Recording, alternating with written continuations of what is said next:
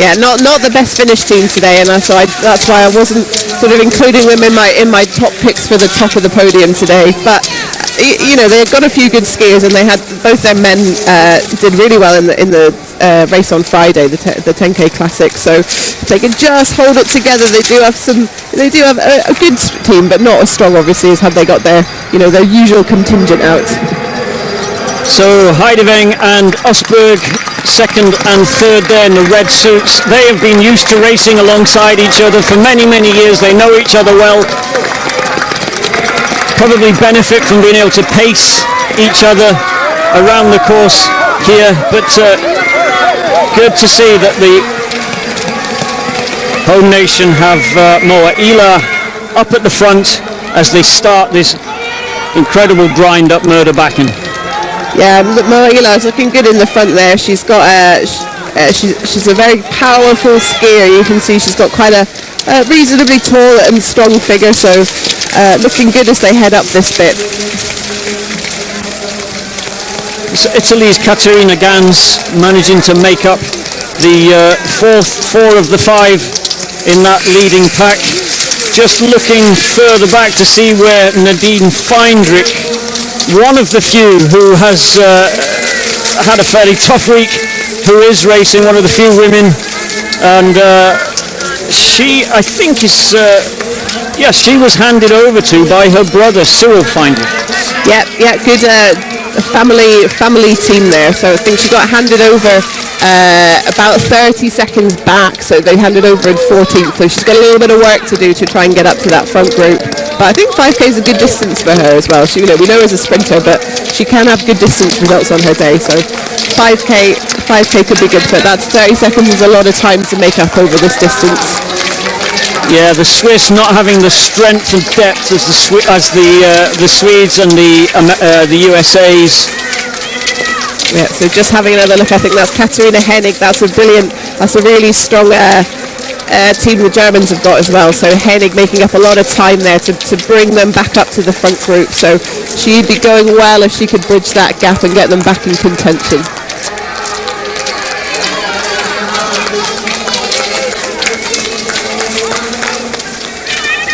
But a bit of work for Sweden too to do there, I think, just to get that to get them back up with the group. I thought they would stay with the pace. They had Eric Rusher on their first lap, who's a young skier, but you know, a real up and comer on the team. I'm surprised he dropped off the pace, but it was absolutely brutal, as I said, that first lap. So I think just starting further back was a disadvantage for him.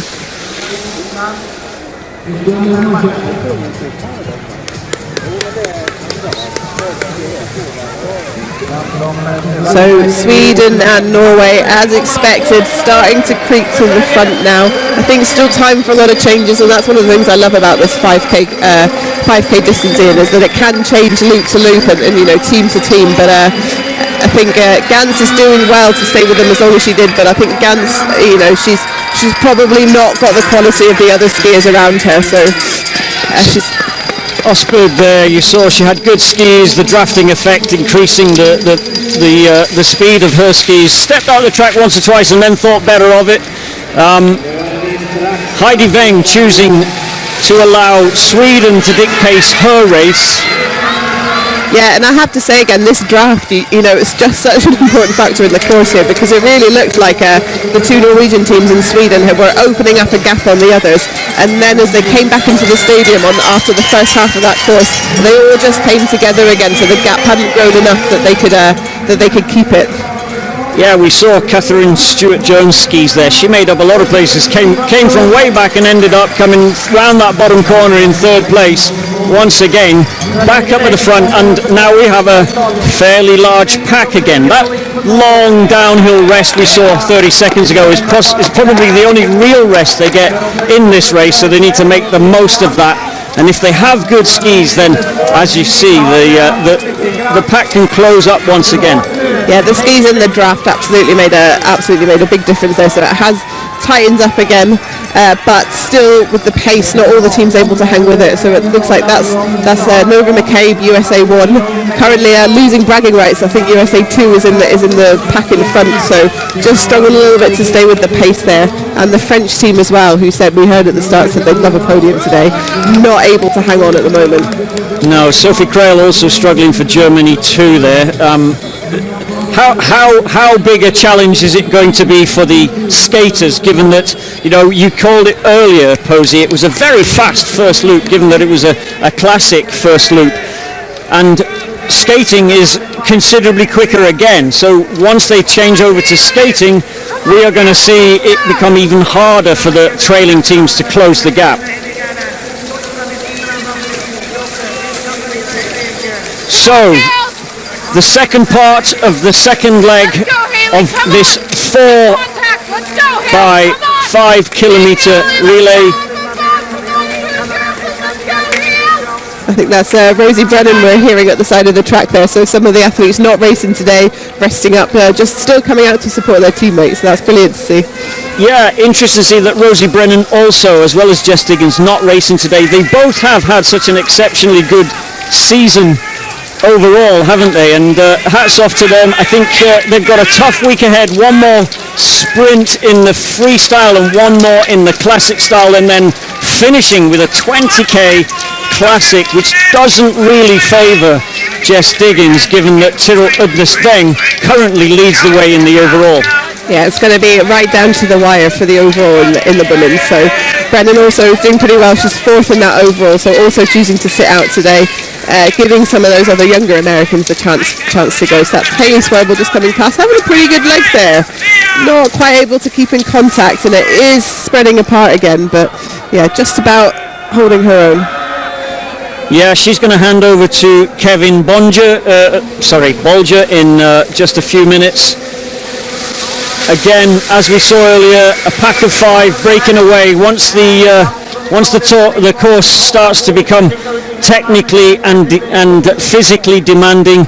Couple of big hills, not as big as Murderbacken, but it causes the team to spread out, and we start to see how the tactics of this race play out as you go around the technical elements of this stadium course. Yeah, so they're heading back into the sprint course again now that we saw yesterday, and just like we saw in the men's, it's absolutely full on as they're going up the hill here, so this looks like a sprint pace to me, even though it's a 5 kilometers. Yeah, if you're tuning in, we're not watching a sprint final, we're watching the 4 by 5 kilometer mixed relay, the second leg. Heidi Weng leading the way, Norway 2 with Osberg in second place. Henning having an excellent race for Germany, and Ilar in 4th place for Sweden. Nothing in it in the first 5 athletes, with Finland finally, actually Finland too, finally managing to get back up into that lead pack. Very slippy, very tricky. It's amazing how much effort it takes to stay on your feet going around these corners, especially in the classic skis. Yeah, a few wobbles going around the corner there. I was feeling a little bit nervous looking at them, but they all just about managed to stay on their feet. So forgive me, I thought it was Finland, but no, it was wrong. It was Italy won. Katarina Gans, who is having a good race and holding Italy in 5th position there, managing to stay with the lead pack. Now then, there's a big enough gap opening up at this second exchange that I suspect we are about to see the podium, final podium finish places coming from these 5 teams. Posey, what does that mean then for the teams further back? Both Norwegian teams in this, and Sweden 1 are in it at the moment. Yeah, both Norwegian teams are in it. Sweden's still in it. I think Germany, they've got handing over to Anne Stossau, who's probably the most unknown of the German team, and then Victoria Carl. With Italy, we've got Pellegrino coming up, so brilliant next lap for them. But their last skier, Francesca Franchi, is another younger, more up-and-comer, I'd say, as well. So they've both got, Germany and Italy both have one skier at least, who I think is a bit of a weak link. So it depends if they can rise to the occasion, if they can take on the energy of the rest of their team here, like we've seen Katarina Gans do. That's a brilliant ski from her to hold contact right until the end of the race there. So Heidi Weng hands over to her buddy Kruger, who is on great form, and we should expect to see him really take advantage of this gap that he now has. Sweden, Edvin Anger. Well, if he can do what he's been doing the rest of the week, this shouldn't be too difficult. He's a good sprinter. He's a powerful skier. He's got just a few seconds, 2 seconds to make up, so nothing to speak of. Italy won 10 seconds back. The gap really opened up there going into the stadium, Posey, and 10 seconds is considerable at this stage. It means you have to work incredibly hard before you even get to the bottom of Mörderbacken. Look at look at that, a little bit of a tangle with Heidi Weng taking that corner with a ski pole sticking out. That, I don't know what she was doing there, whether she was even aware of the obstruction that caused, but fortunately nothing negative came from it, and Germany are not going to complain because they still handed over just ahead. Yeah, I think they all did well to stay on their feet there, and I don't think there was any proper obstruction or any genuine problems there. I think it was just the heat of the moment and how closely packed they were in that downhill. Now Kruger has slowed it down just a little. I mean, it's 5Ks, but Posey, it is only 5Ks. So now we see Pellegrino closing that 10-second gap and managing to get on the back of this pack, which is good for him, possibly not good for the others, because we know what a quick finisher is and we know how good he is technically. Yeah, that's good news for Pellegrino there, that he's managing to get back on the back of that group. I wasn't expecting that to slow down, so I do think that pace is, I wouldn't say it's slow by any means, but just not quite a sort of full sprint from the start as we've seen elsewhere. But with Kruger and Amundsen, the two Norwegian skiers out on course, they're both skiers who are just not interested in games. They just like to go hard.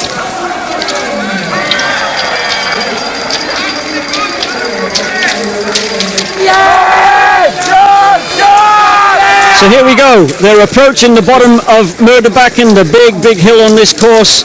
Norway are in positions 1 and 2, with Germany having an excellent race in 3rd. Sweden, another of the favourites for the podium, in 4th, and then Pellegrino has fought his way back up at the right time during the easier part of this first part of this 3rd leg. And there you go, look at Pellegrino. He's been around a while doing what we used to call fin-step Posey. I don't know if you ever did that, but back in the day when skating was starting, we did an awful lot of that, and it was painful. One ski in the track and one just pushing you up the hill. I can't say I do a huge amount of that in my races. I think that it's a little bit narrow because they've got the classic tracks there as well, so that's just Pellegrino jockeying for position and trying to get in a good position here as they head up this hill. So Pellegrino looking pretty relaxed. He won't have had to work too hard. You're right, the pace is fast, but that's because it's flat, which means they get a long ride, and the tempo didn't need to be so quick over the flat. This is where that will start to change.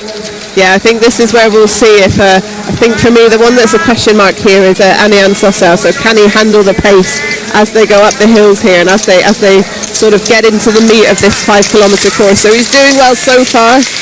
Kruger doing all the grunt work at the front, which is something we've come to see quite a lot. He's a real workhorse and willing to do the hard work. So now everyone's skiing up to here doing what we call the skate 2 technique, a powerful skate technique, not the first gear type of technique as we tend to consider skate 1, and that's because the tracks are hard and fast and you can still get a long glide in these conditions. So skate 1 being reserved probably only for the very last bits of sprint, as we see Canada here using that skate 1, everyone else actually going over the top of the hill using skate 1.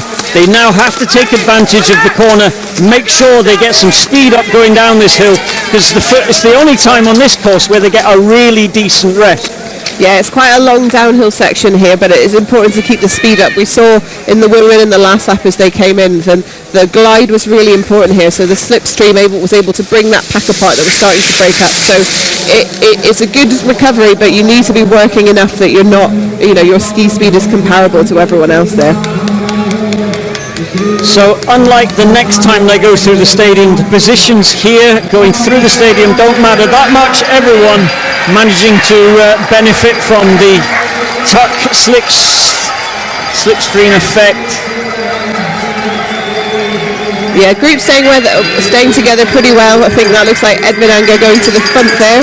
Possibly not what he wanted to do, but again, I think just had the advantage of the slipstream because he was sitting in behind the two Norwegians as they came into the stadium. Yeah, Amundsen's skis looked very good. I mean, the fact is that no one looks like they've got a problem with the skis. You wouldn't expect that on a day like this. There might be some variation, but with the snow this cold, hard and fast, and with that cloud cover, it makes it less of a problem, doesn't it? I think it should be fairly stable compared to some of the conditions that we've seen this week. So yeah, they all look like they're on reasonably similar skis, which is good. I like that. I like it when it's all about the best athlete winning rather than the skis being the deciding factor. Yeah, Kruger just pushing hard again, trying to get further ahead to the front. I think being at the front at this stage, I don't know whether that's about trying to send a signal to others or trying to make sure you can stay out of trouble, or maybe even just trying to ensure that this remains a 5-horse race, given that you look around and see, well, who have I got in my team going last, and what does that mean given the other nations that are around me right now? Yeah, I think you're right there. That I think for me that the Norwegian skiers Amundsen and Kruger, they're not the biggest sprinters there, so they're just concerned about the work rate, and they won't be too worried if they hand over in second or third, because it's ultimately about who's in front at the end. So if they do the work and it means they can break it up, that's great for them. If they do the work, as long as they stay with the pack, that'll still be a good day for them. And we're just starting to see now that's Germany starting to struggle with the pace here. Yeah, the head has dropped and he looks like he's having to do everything he can to just stay with the pace, whereas the others, particularly Pellegrino, he looks like he's having a relatively easy day out there, and that tends to be because the better skiers know how to relax and find those little milliseconds of relaxation so the muscles can continue to release and remove that lactic acid. Once you start struggling the way we're seeing Anand Sussau is, the way we see him in this, once you start struggling, is very difficult to relax, and it just becomes counterproductive and you start to go backwards fast. I think that's what's happened today with who is it, the only American from last year's winning race, Scott Patterson. He had a lot to do early on in his leg, and I think the extra effort he had to put in early on now means he's totally exhausted, doesn't look comfortable way back there, some 20 seconds behind now. Yeah, you're absolutely right that the stress, as soon as you lose the pack, then you get a little bit tense, and then the gap just sort of grows and grows and grows and grows. So as soon as you lose contact, it's just so hard to keep that to keep the speed as high. It was a little bit of a bobble there, it looked like, from Amundsen as they came in, but managed to stay on his feet. And now the pace again. This is again just full out as they get onto the sprint course. So this is why we love this race, and the crowd love this race. They're particularly keen to see a Swedish suit up near the front, but they love the pace and the speed, the acceleration that you get around these bends, and it's such a good course in Falun. We really get to see people's ability on the cornering and the how to make use of the drafting effect, where to be in the race. Pellegrino has decided to go right up to the front. I wonder if he wants a little bit of a gap, because Italy have got their work cut out in this last leg. Haven't got a very big name, a high quality athlete compared to the other three going off last. So he's got to make sure she isn't left behind. She needs to be in the pack so she can hang on to Norway and Sweden. Yeah, I'm actually loving watching Pellegrino there. Full on skiing, jump skating over the hill, getting a gap. I don't know if he will keep it. It looks like a lot here, but we've seen so many times yesterday the gap closing up. But you're right, he needs to just go flat out. His last leg skier is not the best one, so he wants to do everything he can to give her an advantage, even if it means she gets caught. But she's had 500 meters, a kilometer of slightly easier skiing. That's everything. That's the best that he can do for her. So that's great team playing by him to really push it at the end.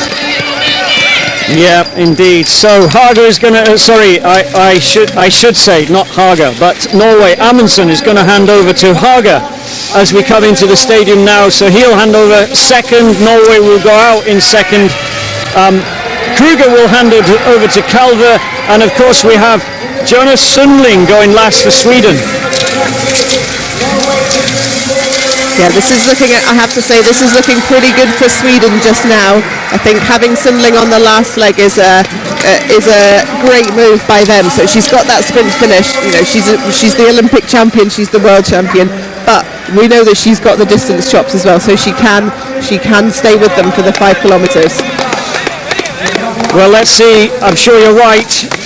Germany struggling still, 11 seconds behind at the handover. That is going to be almost impossible to close, even on this next kilometre, where really is the only opportunity to close the gap because it's relatively flat.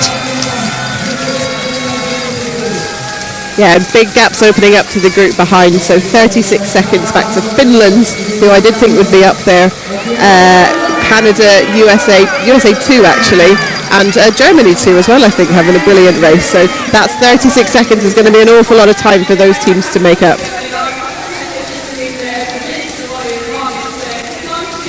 Yeah, that's I think Lilian Gagnon from Canada looking like she's willing to give it a bash anyway, so it's great to see her pushing off right from the start.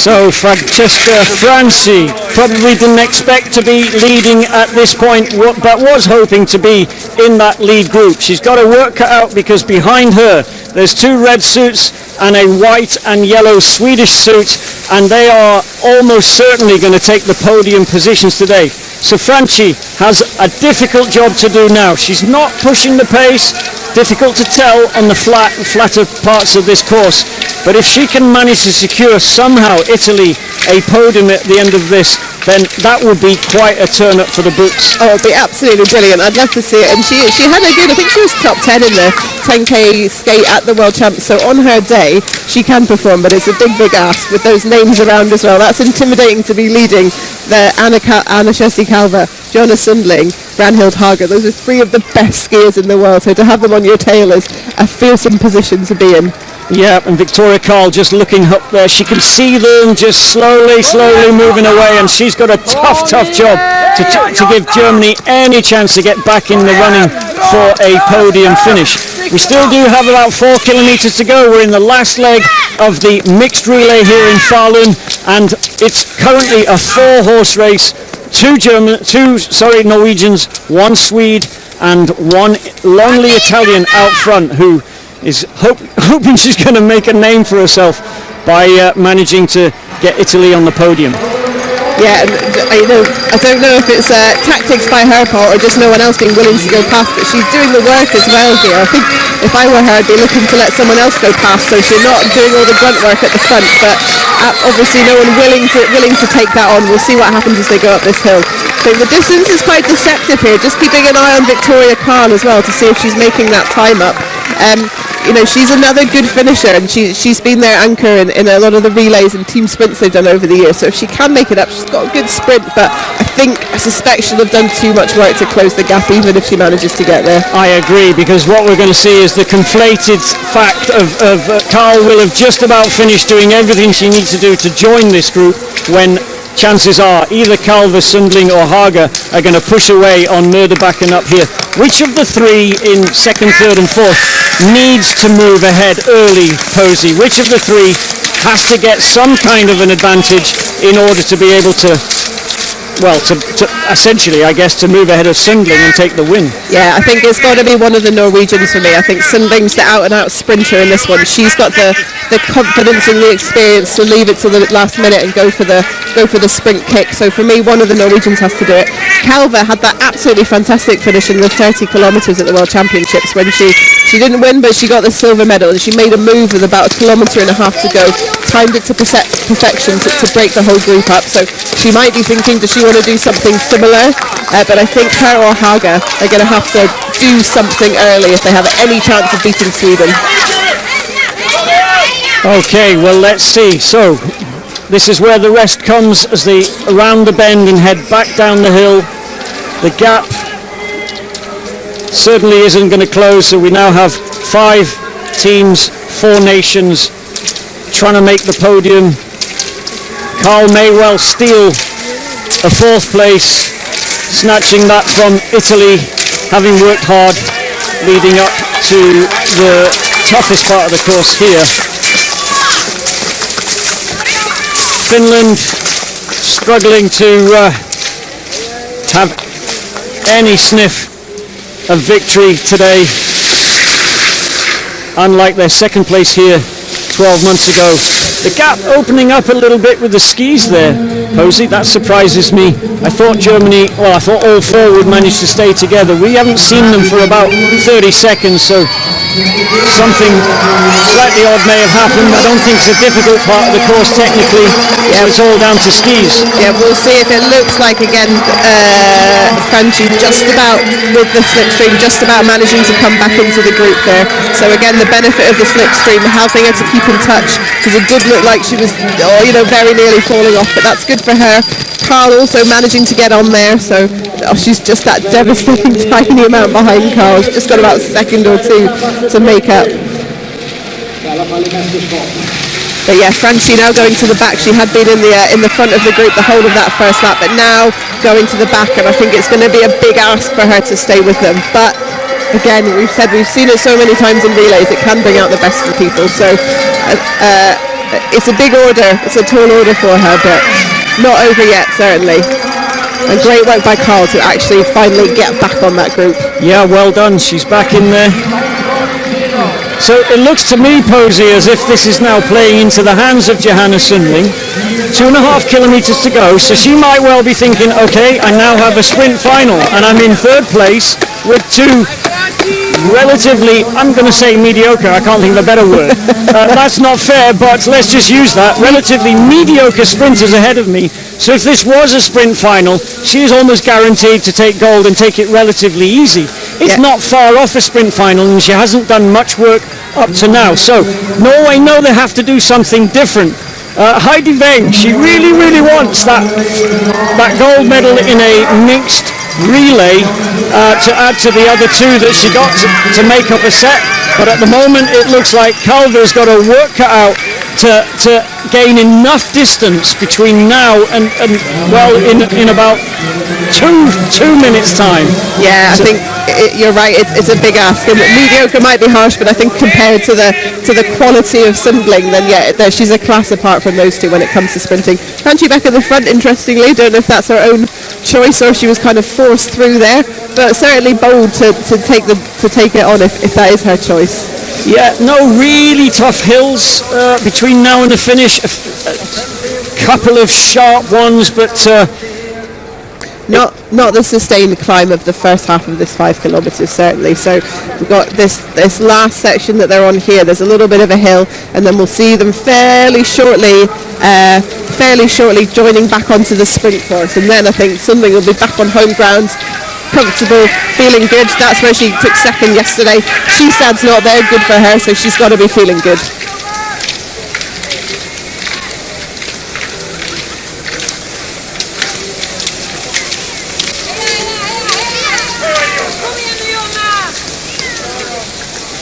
So it's starting to look like a good day for Sweden. We're in the closing kilometres of the 4x5 kilometre mixed relay, 2 men, 2 women, 2 classic, 2 skating, and Sundling is exactly where she wanted to be at this point. So well done, Sweden, for delivering this to her. She's done almost no work, and so all she gets to do now, all being well, is produce one of those massive sprint finals, and she'll bring Sweden home into the win. It didn't go well for Sweden yesterday. Norway had everything, with Skistad taking the win in the women's race, and of course Klæbo taking the win for Norway in the men's race. Yeah, Sundling just getting herself in position there, just getting herself into second. That's a good place to be. Victoria Carr's up there as well. A little bit of jockeying position. I saw Calver just slot in front of Sundling in the tracks in the downhill. But now this is the bit where we're going to see Sundling's class come out. Calver's had to go now. She knows she doesn't have another option, so she's pushing hard on this first hill on the sprint course. So Hagen now has to work hard. You would have expected her to be in third place at this point.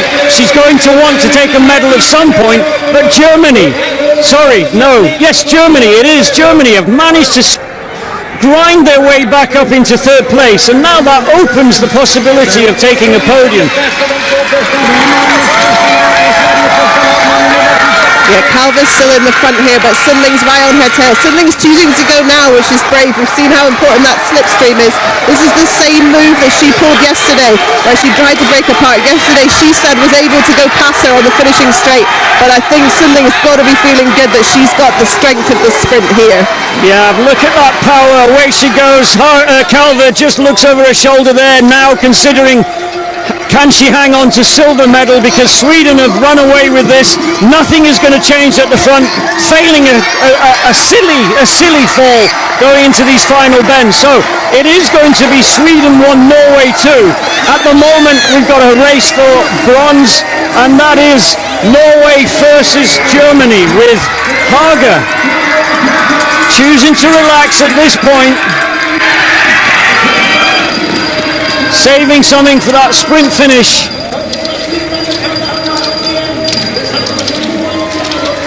Yeah, Carl doing really well there to hang on to third. Haga right on her tail, but she didn't manage to get through on the slipstream, so it's all going to be about the finishing straight. But first of all, we should see Sweden coming in. So here she comes. Sweden have done everything perfectly. It's gone according to plan, and Sundling has had a relatively easy race, securing the victory for Sweden. The crowd are delighted, and of course their teammates extremely pleased. Hagen, forgive me, no, not Haga. Calver has to settle for silver. Norway and Germany amazingly snatching a bronze medal out of the hands of Norway, having had to work so hard. I take my hat off. Okay, you know, everyone raced hard today, but Carl, I think, we use the phrase man of the match, forgive me, woman of the match, athlete of the match. I think she's the surprise today, coming away with a bronze medal. We didn't predict that earlier on, Posey. Yeah, that's a brilliant ski from her. I thought she was going to have to use too much energy on the first half to catch up to the group, that she wouldn't have enough left for that sprint, but she absolutely held her own there and just managed to sneak in front of Haga. USA having to settle for what is going to be 8th place today, not the result they wanted after last year's win. Italy 2 coming in 9th, Italy 1 managing a respectable 5th, with Pellegrino having pushed them near the front in the third leg. Sweden 2 come in 10th, so Poland don't get their result today in the top 10. United States 2 finishing 11th, and then Canada, who did so well earlier on, but you said it, Pat, Posey, Canada put their best 2 athletes in first and just tried to hold on. They managed to beat France, which is good. Well done to them, coming ahead of France 20 seconds, 15 seconds up on the French team.